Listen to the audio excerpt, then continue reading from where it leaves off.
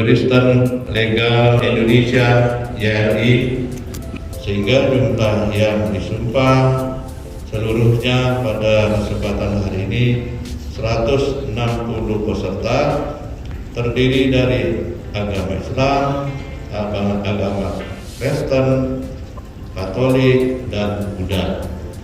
Salam sejahtera bagi kita semua. Perlu diketahui bahwa profesi advokat adalah profesi yang sangat mulia, dikenal sejak zaman Romawi kuno, yang jabatan dan profesi tersebut dengan nama istilahnya adalah disebut officium nobile, atau istilah lain nobles obligate, yaitu profesi yang adiluhung, profesi yang merupakan salah satu unsur dari penegak hukum dalam konteks catur kuasa.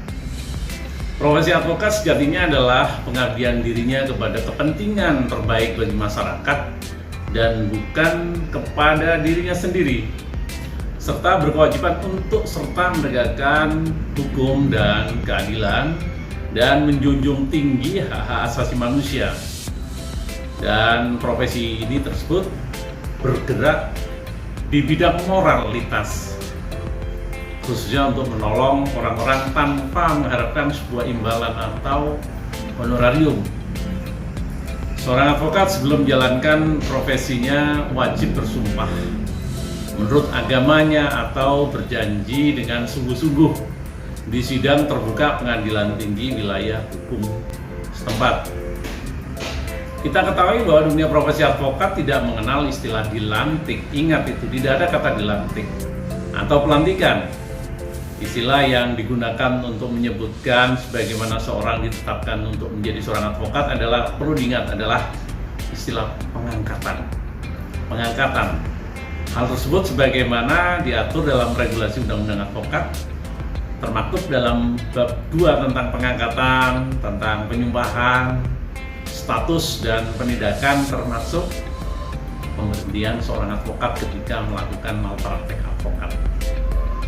Selanjutnya dalam ketentuan pasal 1 angka 1 Undang-Undang Advokat 2003, seorang advokat berprofesi memberi jasa hukum baik di dalam maupun di luar pengadilan.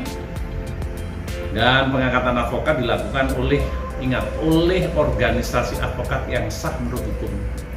Siapa organisasi yang sah menurut hukum? Yaitu organisasi yang telah mendapatkan legalitas AHU, Administrasi Hukum Umum dari Kementerian Hukum dan Hak Asasi Manusia Republik Indonesia. Organisasi apa saja boleh asal sudah memiliki izin dan memiliki legalitas yang saya sebutkan di atas. Adapun syarat-syarat formil yang harus dipenuhi untuk menjadi seorang advokat adalah telah mengikuti pendidikan profesi advokat, telah mengikuti ujian advokat dan magang selama 2 tahun dan seterusnya. Bahwa pengangkatan advokat dilakukan oleh organisasi advokat setelah, ingat ya, memenuhi persyaratan sebagaimana dimaksud dalam ketentuan pasal 3 ayat 1 yang menyebutkan bahwa untuk dapat diangkat menjadi advokat harus memenuhi persyaratan sebagai warga negara dan sebagainya. Tentu kalau kita mencermati pada pasal 28 ayat 1 disebutkan bahwa organisasi advokat merupakan satu-satunya wadah profesi yang bebas dan mandiri, dibentuk sesuai dengan ketentuan undang-undang ini dengan maksud dan tujuan untuk meningkatkan kualitas profesi advokat. Selain kualitas profesi advokat adalah bagaimana marwah profesi advokat mampu terangkat secara baik. Kemudian dalam pasal 30 ayat 2 menyebutkan bahwa setiap advokat yang diangkat berdasarkan undang-undang ini wajib menjadi organisasi advokat. Artinya semua advokat yang ada di Republik ini pasti punya organisasi advokat, karena berdasarkan ketentuan yang ada, jika seorang advokat hanya punya berita acara sumpah tanpa punya kartu dari organisasi advokat, maka yang bersangkutan tidak bisa mengikuti dan mewakili sidang di pengadilan negeri atau pengadilan tinggi atau yang lain. Tentu kalau kita melihat bahwa fenomena yang terjadi saat ini, kelemahan dari Undang-Undang Advokat 18 ini cukup banyak. Di antaranya kita ketahui hingga kini yang namanya barang, peraturan PP-nya itu belum terbit. Dan undang-undang advokat ini merupakan salah satu undang-undang yang tidak ditandatangani oleh presiden kita. Dan undang-undang ini dianggap cacat, kurang itulah. Sehingga puluhan kali dilakukan uji materi di Mahkamah Konstitusi. Tentu dalam regulasi undang-undang advokat ini banyak celah. Seorang advokat minimal 25 tahun. Kemudian seorang advokat tidak dibatasi usia terakhir dia pensiun. Bahasanya itu seumur hidup ya. Tidak mungkinlah seorang punya kemampuan untuk itu. Kemudian seorang advokat hingga saat ini tidak punya kewenangan yang pasti sebagai penegak hukum yang konkret. Dan wadah advokat kita yang notabene sebagai penegak hukum, kita tidak punya semacam wadah etik bersama. Saya sangat iri dengan profesi dokter. Di sana para dokter diayomi oleh Ikatan Dokter Indonesia. Kalau di notaris ada Ikatan Notaris Indonesia termasuk wartawan. Nah, kita sebagai seorang penegak hukum, boro-boro ke arah sana, kita sendiri tidak mampu melindungi diri kita sendiri. Kita ketahui bahwa hingga saat ini telah bermunculan organisasi advokat yang begitu banyak, secara de facto dan de jure kurang lebih ada 61 organisasi advokat. Dan ketika terjadi penyimpangan etik, salah satu terjadi oleh saudara kita, rekan kita sejawat, saudara Hotman Paris, telah melakukan pelanggaran etik, kemudian dengan mudahnya dia pindah ke organisasi advokat yang lain karena notabene regulasi etik bersama tidak diatur. Dan banyak celah lagi kelemahan-kelemahan organisasi advokat kita ke depan yang harus dibenahi. Tentu dalam penyumpahan advokat IL ini berharap kami selaku ketua umum, para organisasi advokat bersumpah mampu menjaga marwah dunia profesi advokat, mampu berkiprah di kancah nasional dan internasional, berjuang demi kemaslahatan bangsa dan negara, menjunjung tinggi etik dan moral advokat yang tujuan akhirnya adalah membela klien secara proporsional dan profesional. Demikian paparan dari kami, Ketua Umum Juristen Legal Indonesia. Saya Dr. Rahman Hakim. Salam juang fiat justisia ruat kulum. Merdeka. Hadirin dimohon berdiri.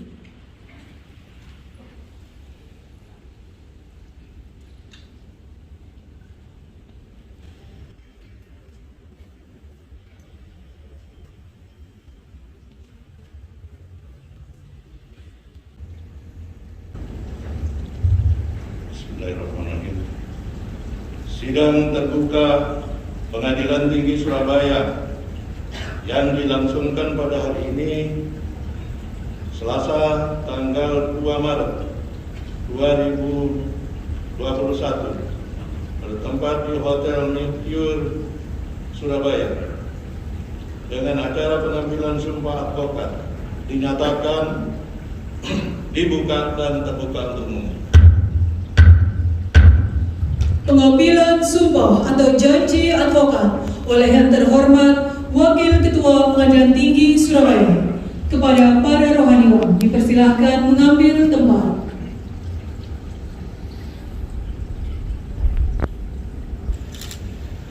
Bismillahirrahmanirrahim. Bapak Ibu yang hadir di ruang ini, kami tidak bermaksud mengurangi hikmat atau melanggar protokol kesehatan COVID-19. Namun demikian, kami mohon izin untuk membuka masker, oleh karena apa yang kami sampaikan di penyumpahan ini sifatnya ritual. Kalau tidak jelas, nanti khawatir apa yang kami sampaikan tidak sampai kepada Bapak Ibu sekalian. Itu mohon izin ya. Tapi Bapak Ibu jangan dibuka ya. Khusus saya aja.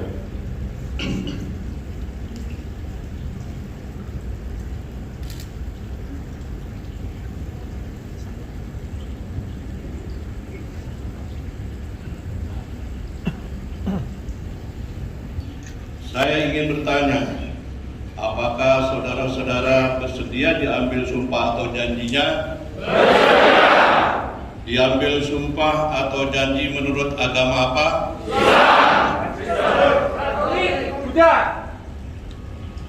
Selanjutnya, saya perlu mengingatkan bahwa sumpah atau janji yang saudara-saudara ucapkan ini mengandung tanggung jawab terhadap bangsa dan negara Republik Indonesia, tanggung jawab memelihara dan menyelamatkan Pancasila dan Undang-Undang Dasar 1945, serta tanggung jawab terhadap kesejahteraan rakyat. Sumpah atau janji ini di samping disaksikan oleh diri saudara-saudara sendiri dan oleh semua orang yang hadir sekarang, juga yang penting sekali disadari bahwa sumpah atau janji ini diketahui oleh Tuhan yang Maha Esa, karena Tuhan itu Maha mengetahui. Manusia hanya dapat mengetahui dari kata-kata dan perbuatan seseorang, tetapi Tuhan mengetahui apa yang tampak dan apa yang tersembunyi di dalam diri saudara-saudara sendiri. Dan kepada Tuhan itulah akhirnya pertanggungjawaban akan saudara-saudara berikan. Selanjutnya, ikutilah kata-kata saya. Bagi yang beragama Kristen dan Katolik, demi Tuhan saya berjanji. Bagi yang beragama Buddha, demi Sang Hyang Adi Buddha, demi Sang Hyang Adi Buddha, saya bersumpah. saya bersumpah Untuk diikuti seluruhnya, bahwa saya akan memegang teguh dan mengamalkan Pancasila sebagai dasar negara dan Undang-Undang Dasar Negara Republik Indonesia, bahwa saya untuk memperoleh profesi ini langsung atau tidak langsung dengan menggunakan nama atau cara apapun juga tidak memberikan atau menjanjikan barang sesuatu kepada siapapun juga, bahwa saya dalam melaksanakan tugas profesi sebagai pemberi jasa hukum akan bertindak jujur, adil, dan bertanggung jawab berdasarkan hukum dan keadilan, bahwa saya dalam melaksanakan tugas profesi di dalam atau di luar pengadilan tidak akan memberikan atau menjanjikan sesuatu kepada hakim, pejabat pengadilan, atau pejabat lainnya agar memenangkan atau menguntungkan bagi klien yang sedang atau akan saya tangani, bahwa saya akan menjaga tingkah laku saya dan akan menjalankan kewajiban saya sesuai dengan kehormatan, martabat, dan tanggung jawab saya sebagai advokat, bahwa saya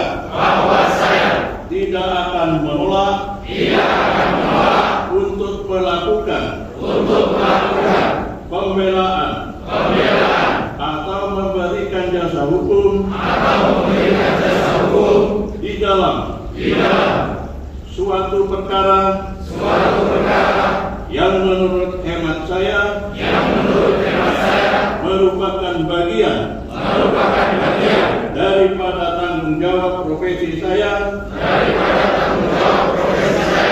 sebagai seorang advokat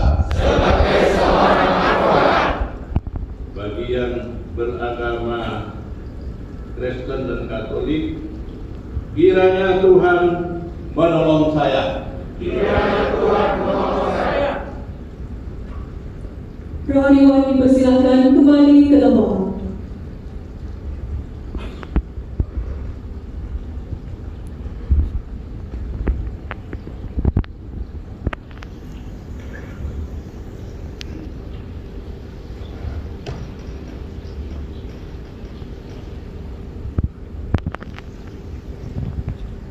Penandatanganan berita acara pengambilan sumpah. Kepada para saksi dipersilakan mengambil tempat.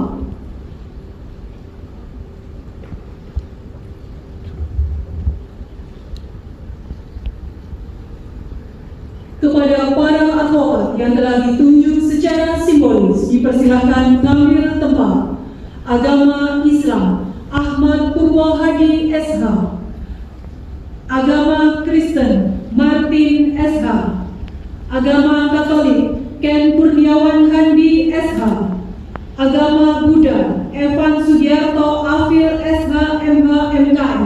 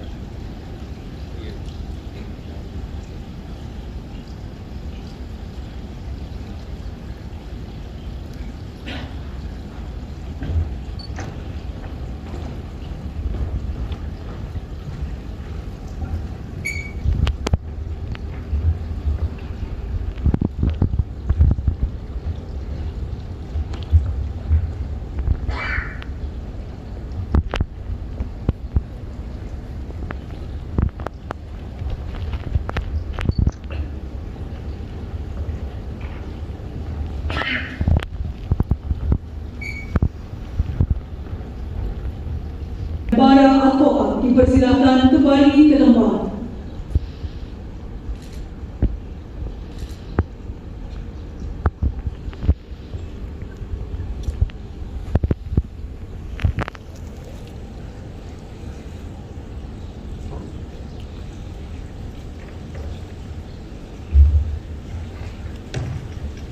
Hadirin dipersilakan duduk kembali.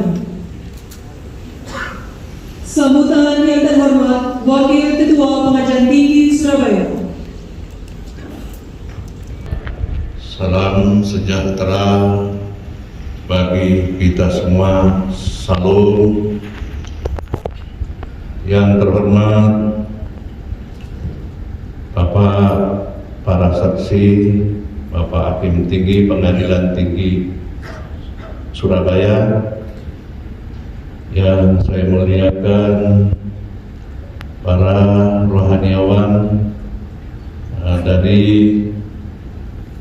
empat agama Islam, Kristen, Katolik, dan Buddha.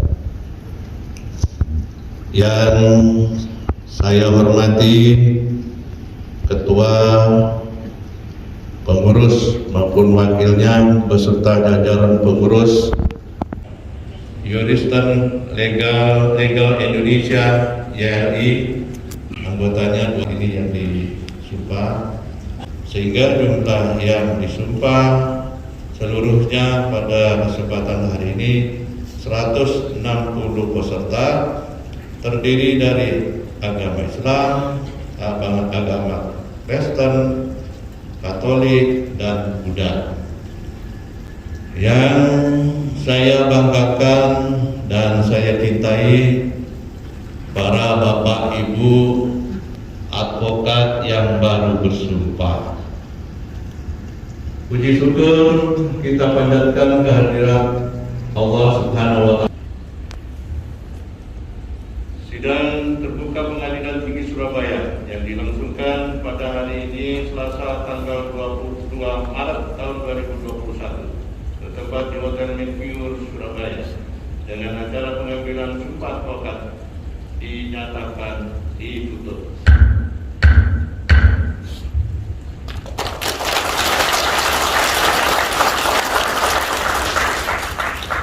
Pemberian cindera mata